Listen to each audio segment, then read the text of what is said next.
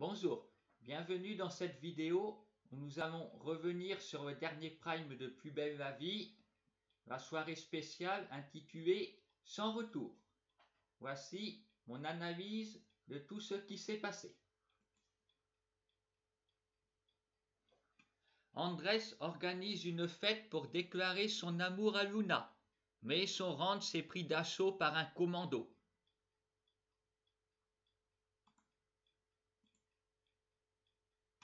Le maître de maison démonte son sang-froid en abattant un ennemi et en faisant subir un interrogatoire à un autre avec l'aide d'un ami. Nous découvrons à cette occasion qu'il parle ukrainien, visiblement. Durant ces épreuves, Roland se rachète aux yeux de Myrtha en allant chercher Luna malgré le danger. Il va alors évoquer un secret qu'il voulait lui révéler. Il n'a pas fait. On attend dans les prochains épisodes qu'il le fasse, mais qu'est-ce que ça peut bien être? Connaissant Roland, on ne voit pas qu'est-ce qu'il peut cacher à Myrtha. Normalement, elle sait tout de lui, et nous aussi.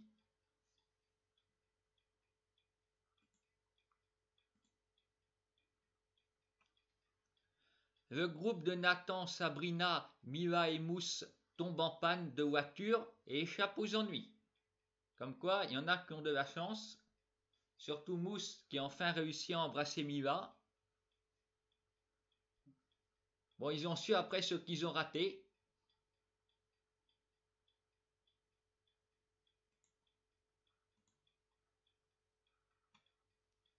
Frank veut se rapprocher de son fils en participant à un jeu en plein air, mais il est contraint d'y convier Eric, avec qui il est en rivalité, et ne peut faire mieux que lui. Le comique fait place au tragique quand il découvre que l'organisateur a été tué par les bandits. Frank en abat un pour sauver son fils, et le groupe se retrouve uni après ses difficultés. Oubliez toutes les rancœurs.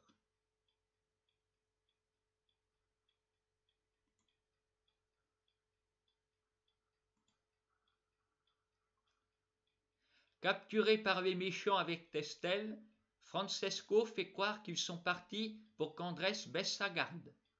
La fête reprend et le commando entre pour abattre l'ami d'Andrés qui accepte de les conduire jusqu'à Pavel pour sauver Luna.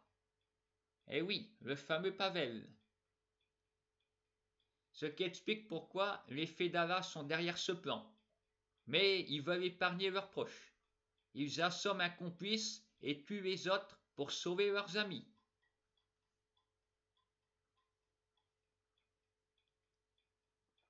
Andrés emmène le commando chez la procureure Lecomte, qui reconnaît obéir à Pavel. Et oui, son influence s'étend vraiment très loin. Ils sont tous tués par Samir, sauf Irina qui les a rejoints à la dernière minute. Elle portait un gilet pare-balles. Elle est la seule à avoir survécu à la fusillade.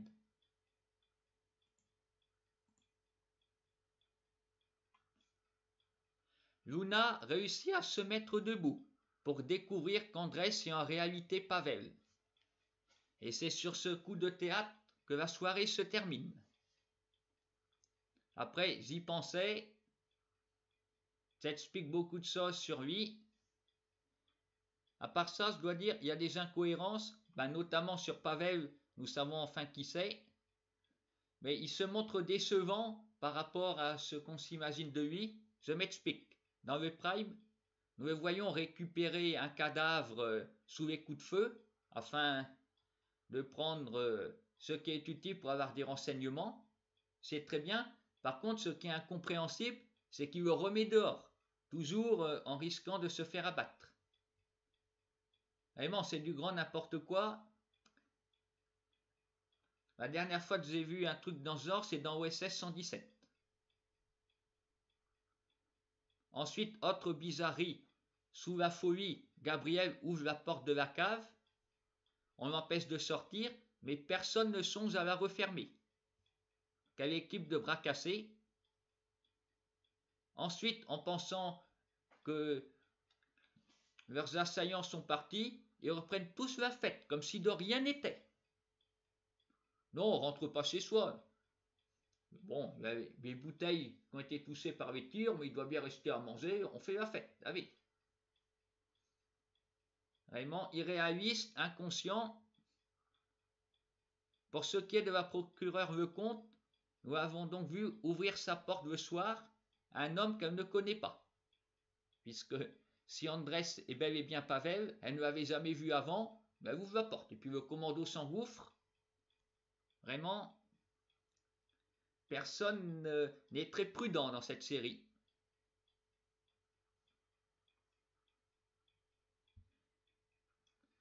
Par rapport aux autres primes, je trouve que c'est très bien car toutes les intrigues et sous-intrigues sont liées. Parce que nous avons vu des choses des fois indépendantes. D'abord, les personnes qui découvraient Plus belle la vie à ce moment-là ne pouvaient que tomber de haut. Mais c'est quoi, ça n'a servi à rien. On a vu différents personnages qui n'ont pas été vus ensemble. Là, au moins, vraiment, il y avait le ranch, il y avait le jeu à côté, et puis Nathan et compagnie qui étaient en panne. Tout a été lié, c'est très bien. Ce qui a par contre dû décevoir les néophytes, c'est que ça se termine que la révélation Andrés et Pavel. Évidemment, pour en savoir plus, le but c'est que ces gens-là regardent le lendemain, parce que la conclusion de l'histoire n'en est pas vraiment une, c'est un vrai coup de théâtre, et ça a de quoi frustrer ceux qui ne regardent pas au quotidien. C'est d'ailleurs le lendemain que nous savons que Irina a survécu, sinon le commando, la procureure Lecomte, tous morts. Et par qui était remplacé cette procureure? Xavier Revel. Après, il promet d'arrêter Pavel, mais il y a quelques années de ça, il avait aussi promis une arrestation rapide des coupables. Et puis il s'était emmêlé dans une affaire qui lui a valu d'être muté à Paris. Alors, l'homme nous a déçus par le passé, comme il a déçu Johanna qui a demandé le divorce.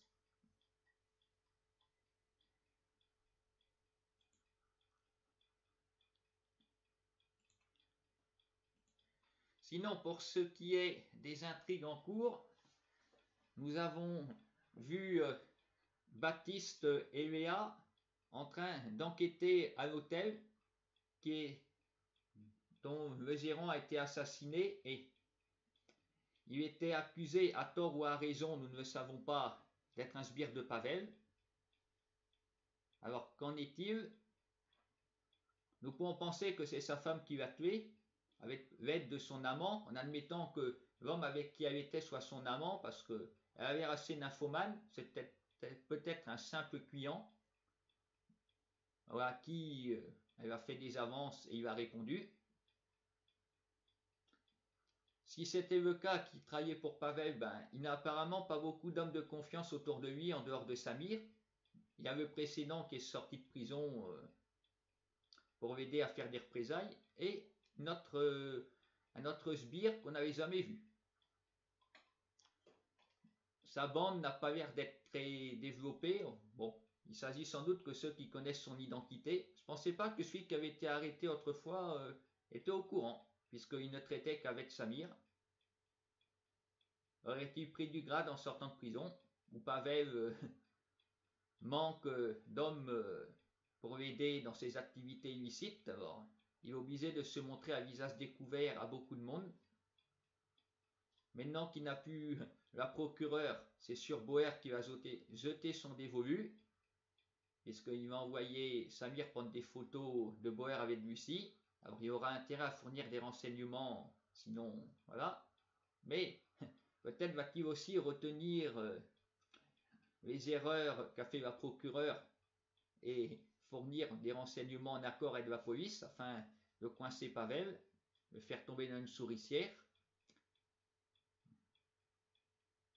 Parce que nous avons vu l'effet d'Allah, bon, Karim semble avoir décidé de renoncer à se venger de Pavel, mais ce n'est pas le cas de sa compagne, qui a beaucoup perdu à cause de lui. Autre intrigue depuis la semaine dernière, Jeanne qui est dans le coma, et Vitreuil et Mila unissent leurs efforts dans le but de la réveiller. Voilà, malgré leurs différends, nous pouvons les voir faire équipe. Espérons que ça marchera.